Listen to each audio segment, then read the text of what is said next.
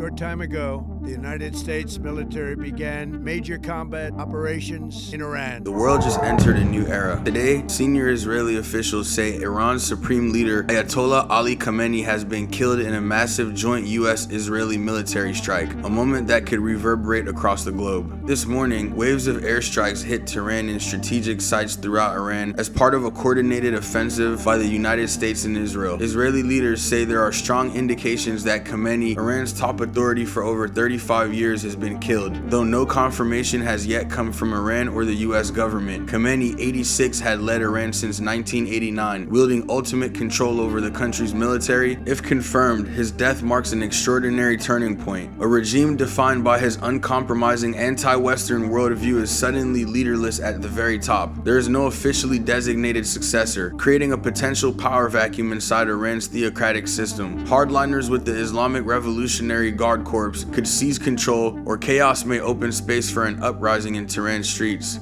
This is happening as the Middle East already reels from full-blown conflict following recent escalations between Iran, the US, and Israel. The reports say the strikes didn't just target Khamenei's compound, they also struck senior Iranian military and intelligence officials, devastating command infrastructure. Iranian officials, however, have vehemently denied the death, with some saying their leadership is still commanding operations despite the bombardment. In response, Iran and its allied militias have launched retaliatory missile and drone strikes across the region, from the Gulf to Israel and neighboring Arab states, fueling fears of an all-out regional war. What does this mean for the world? Iran's theocratic system was built around the supreme leader. Without a clear successor, the clerical assembly of experts will now have to pick a new leader, likely under immense pressure from hardliners and the IRGC. Iraq, Syria, Lebanon, Yemen, and Gaza, areas where Iran has deep proxy influence, could erupt into further violence. Oil markets are already reacting and global diplomatic anxiety has spiked. World leaders convened emergency meetings, warning that escalation could spread far beyond the Middle East, touching NATO allies and major powers. This story is still developing, and official confirmation is still pending. It's a historic fracture in decades of Middle Eastern geopolitics. We will continue to bring you updates as more verified information becomes available. Stay informed. This conflict is far from over.